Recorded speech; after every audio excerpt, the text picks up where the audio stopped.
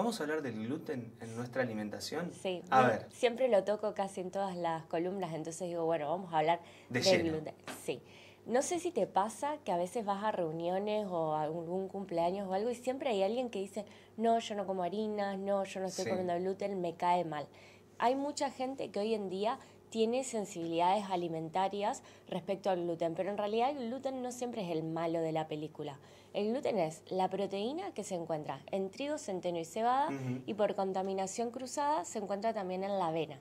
El gluten lo que hace es más que nada es una propiedad tecnológica, su funcionalidad es tecnológica porque le da elasticidad a las masas, esa esponjosidad que está buena del pan. No sé si alguna vez probaste un pan de alguien con celiaquía, Sí. no tiene la misma esponjosidad que un pan de una persona más pesado, un poquito más pesado. Sí, más como apelmazado. Sí. Entonces las funcionalidades del gluten en realidad ahí se ve la masa. La funcionalidad es más tecnológica.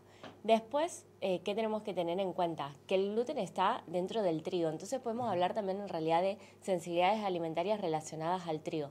El trigo tiene la parte de hidratos de carbono y la parte de proteína. De proteína, por un lado, como te dije, es el gluten y también se encuentra algo que se llama ATIS, que son otro tipo de proteínas que pueden generar una respuesta del sistema inmune. Entonces se ha visto que las otras manifestaciones intestinales, por ejemplo, pueden deberse a esta proteína y no solo al gluten.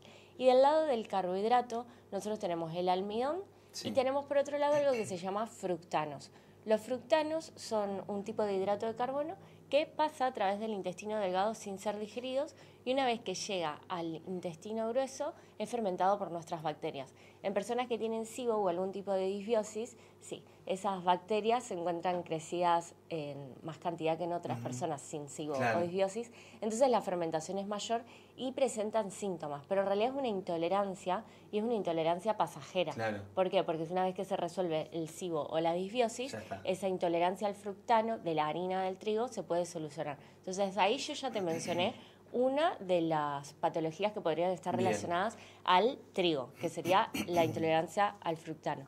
Con el gluten tenemos la celiaquía, que es una enfermedad autoinmune en personas que están genéticamente predispuestas y reaccionan al gluten de forma intestinal como extraintestinal, y en las personas con celiaquía hay marcadores en la sangre, hay anticuerpos que dan positivo, que esto es la principal diferencia con la sensibilidad, y también tienen daño en las vellosidades del intestino. Claro, no que seas intolerante al gluten o a alguno de los productos que componen tal vez el alimento hace que seas celíaco o celíaca. Claro, no. La celiaquía es esa. Bien. Lo primero sería, lo más importante, siempre descartar una celiaquía si uno presenta síntomas, ir al gastroenterólogo y descartar eso. Después tenés la sensibilidad al gluten no celíaca o también se lo llama sensibilidad al trigo no celíaca. ¿Por qué? Porque los síntomas son los mismos, pero las personas no tienen ninguna de estas anticuerpos positivos ni tampoco tienen el daño en las vellosidades. Y ahí se cree que el culpable serían estos ATIS que te mencionaba, que es el otro tipo de proteína que están en el trigo. Pero después también tenemos que recordar dos cosas importantes. El trigo en el mundo existe hace 2,5 millones de años, hace un montón, antes que todos nosotros. Pero nosotros lo consumimos hace 10.000 años. Y a medida que lo fuimos consumiendo, las industrias lo fueron modificando genéticamente. ¿Por qué? Para hacer que la espiga tenga más granos de trigo y a su vez que ese trigo tenga más gluten. ¿Por qué? Porque el gluten les sirve tecnológicamente. Todas esas modificaciones que se han hecho, que son buenísimas para las empresas, van a nuestro cuerpo. Van a nuestro cuerpo y nosotros no lo podemos digerir, no lo podemos tolerar. Entonces esa es la otra cuestión por la que nos cae mal. Y lo otro es que nosotros no consumimos el grano de trigo. No, ¿Nosotros qué hacemos? El proceso consumimos nosotros. Claro, nosotros consumimos el alimento procesado o ultraprocesado. Una cosa es comer un fideo, que por lo general, ¿qué hacen?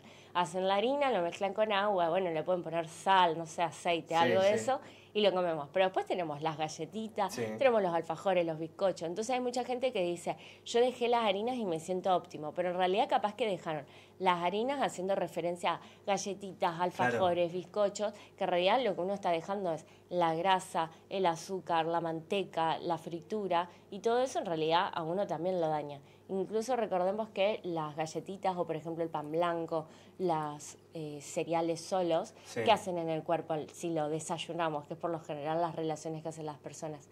Nos da un pico de azúcar porque no tienen fibra y hace que después durante el día sigamos picoteando y seguimos picoteando de eso.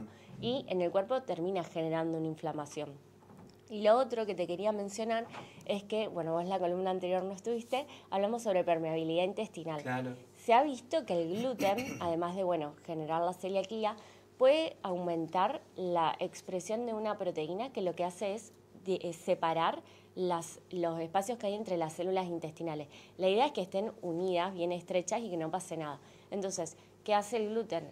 Aumenta la expresión de esta proteína que se llama sonulina y lo que puede generar es eso, que haya hiperpermeabilidad intestinal, pasen alimentos que no están digeridos, sustancias tóxicas, microorganismos, patógenos y también nos genera una inflamación crónica. Claro. Entonces, como vimos, hay muchos disparadores de sintomatología que no siempre es el gluten, sino que puede ser, como decíamos, los atis, los fructanos, los ingredientes que vienen de la mano con ese trigo procesado. Puede ser el gluten, pero justamente por esto de la sonulina. Y también recordar que podemos tener distintas como patologías a la par, porque podemos estar cursando SIBO, disbiosis, candidiasis.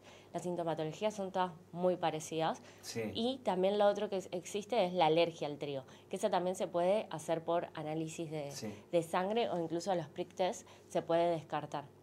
Lo más importante es ir al gastroenterólogo. No autodiagnosticarse. No hay que autodiagnosticarse, porque si uno tiene celiaquía y empieza a dejar de consumir gluten, cuando ellos se hacen los análisis, les dan falsos negativos. ¿Por qué? Porque tu cuerpo, ante no estar expuesto al gluten, deja de producir esos anticuerpos para eliminarlo. Cuando te haces el análisis, te da capaz que un intermedio o te da negativo y uno dice, bueno, o seguís consumiendo gluten para ver si te vuelve a dar positivo y eso lleva a un mes entero de comer pan todos los días y la sintomatología intestinal es muy incómoda para el paciente y nunca se sabe. Entonces hay gente que termina dejando el diagnóstico de lado y hoy en Argentina hay 8 de cada 10 personas con celiaquía que no lo saben. Pero es por esto, porque se dejaron de consumir gluten en bastante tiempo. Cuando se hacen los análisis le dan negativo y el problema con las otras enfermedades que no lo tienen, por ejemplo, una sensibilidad al gluten no celíaca,